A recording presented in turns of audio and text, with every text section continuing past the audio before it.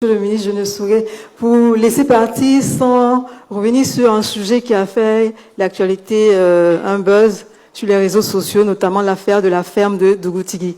Bon, puisque vous êtes là et que les internautes, les Ivoiriens vous écoutent, de quoi s'agit-il? Bon, je note avec satisfaction que Dougoutigui même est dans la salle. Alors,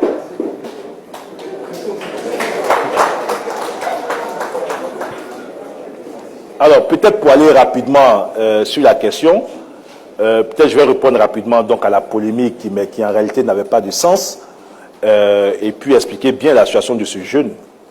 Effectivement, la semaine dernière, j'ai été interpellé par mes services de communication sur un post qui aurait été fait donc sur la page donc du jeune Dougoutigui, et qui interpellait d'abord une entreprise qui aurait permis donc, qui aurait promis donc de faire sa ferme qui ne serait pas faite, et ensuite qui a appelé donc au secours donc monsieur le ministre, papa, monsieur le ministre, cher papa, vraiment je n'ai pas encore ma ferme et autres.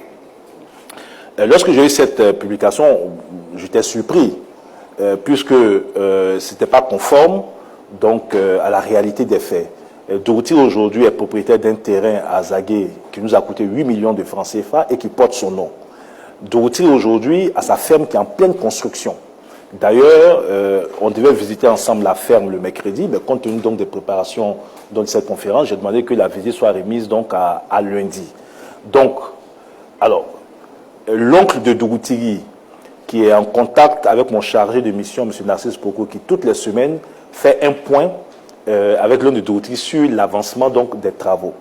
Dougoutigui a été mis en formation par mon ministère à Yamoussoukro, dans le centre de formation que j'ai visité avec le directeur des opérations de la Banque mondiale. Dougoutigui a eu 2 mois de formation dans le domaine, dans le secteur, parce que, on peut lui créer une ferme, et il le faisait de façon informelle. On a voulu que Dougoutigui soit réellement bien formé pour gérer. C'est quand même une ferme de près de 3000 poulets que nous mettrons donc à sa disposition. Dougoutigui nous a dit que lui seul ne pourra pas gérer cette ferme, et qu'il a son frère jumeau qui doit l'aider à gérer. Le frère de Dougoutigui aujourd'hui, je ne sais pas si ça vous a vu, mais en tout cas, il y a quelques semaines, quand j'étais à Yamoussoukro, le directeur des opérations de la Banque mondiale, le frère de Dougoutigui était en formation à notre initiative. Tout ça en prévision donc à l'ouverture donc de la ferme qui va se faire. Bon, alors, Dougoutigui donc m'a contacté avec son oncle pour me dire que cette publication n'était pas de lui et qu'il a des gens qui gèrent sa page et que lui-même n'a pas accès. Je ne sais pas, il est là. Et lui-même, il ne gère pas sa page, il n'a pas accès à sa page. Et il était encore à sa ferme initiale quand les gens l'appelaient de partout pour dire Dougoutigui, tu as fait une publication, alors qu'il n'a jamais géré de page, il n'a jamais écrit quoi que ce soit sur sa page. Et c'est là qu'il s'est rendu compte que, je ne dirais pas le nom, que c'est la personne qui gérait sa page qui a pris l'initiative de faire une telle publication sans avoir son avis, sans recourir, donc, situation qui a été dénoncée par son oncle. Et je pense qu'après avoir dénoncé, la personne donc a supprimé la publication. Donc il y a eu un peu de manipulation. À quelle fin, je ne saurais le dire. Donc je ne vais pas m'apaisantir sur ça. Alors, certains ont repris ça, le ministre a promis à Dougoutigui. Nous, quand on promet, on fait. Donc ça, je peux vous rassurer. Certains avaient voulu... Rien ne nous...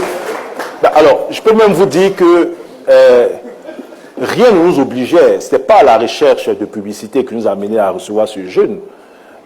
J'avais moi-même souhaité qu'il n'y ait aucune communication, et je l'ai dit à mes collègues, qu'il n'y ait aucune communication autour donc du jeune en rapport avec ce que nous avons promis jusqu'à ce que la ferme soit faite. C'est pour ça que même sa formation à Yamoussoukro, d'autres auraient surcommuniqué, on aurait vu Dougoutigui en pleine formation, on n'a pas voulu communiquer.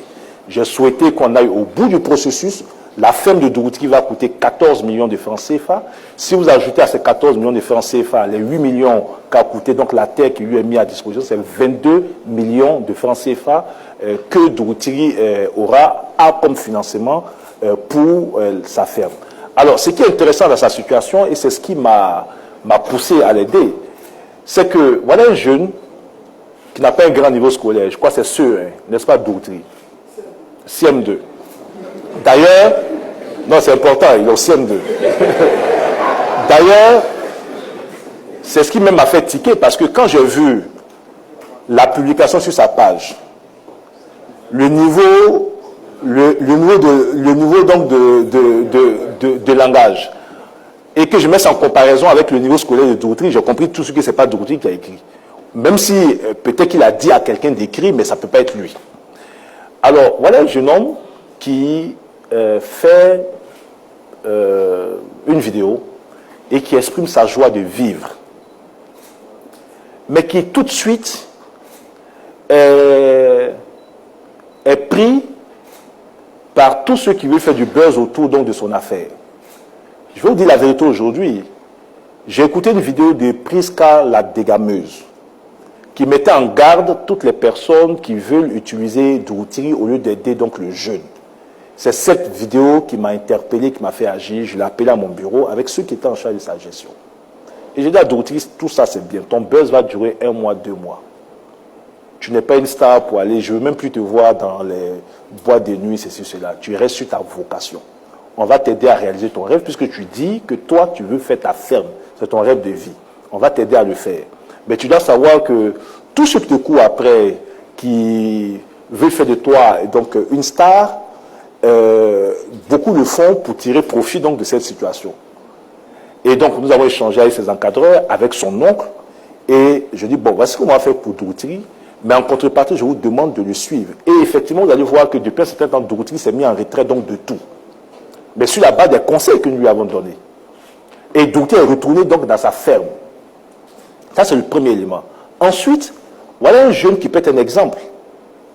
Voilà un jeune qui a perdu ses parents, qui gère donc la ferme de son oncle, qui a un revenu moyen de 30 000 francs CFA au maximum par mois, qui aurait pu totalement, comme beaucoup de jeunes, totalement dévier, qui aurait pu s'adonner donc à la consommation de l'alcool, à agresser, mais qui malgré la précarité dans laquelle il est, arrive à trouver une joie de vivre.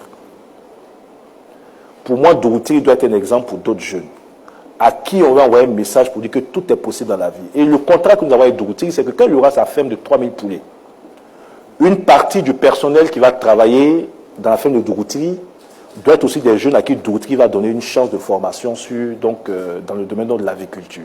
Donc voici le projet. Maintenant, les Zouzans peuvent, comme on veut tout politiser, bon, il y en a qui m'attendaient au tournant sur d'autres sujets et qui ont pensé qu'avec l'affaire Dourtri, bon, ils ont vraiment, on tient le bon bout, vraiment, le ministre là. Bon, malheureusement pour eux, c'est pas encore le bout, ils n'ont qu'à chercher encore.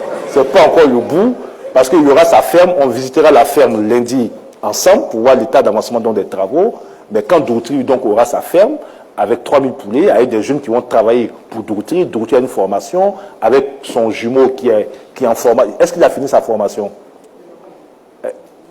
Il est encore en formation, donc son jumeau qui a fini sa formation. Mais l'idée pour nous, c'est d'aider beaucoup de Dourtri. Tous les dispositifs que nous mettons en place, l'égalité des chances des jeunes, où on ne soit pas obligé de connaître quelqu'un et d'avoir des parents placés ici. Et ça, je le dis à tous mes collaborateurs. Tous les jeunes doivent avoir une égalité des chances. Et notre mission, notre vocation au sein du ministère, c'est donc d'assurer cela. Voilà ce que je peux dire pour répondre donc à la polémique, qui n'en était pas une, sur donc l'affaire Dourtri.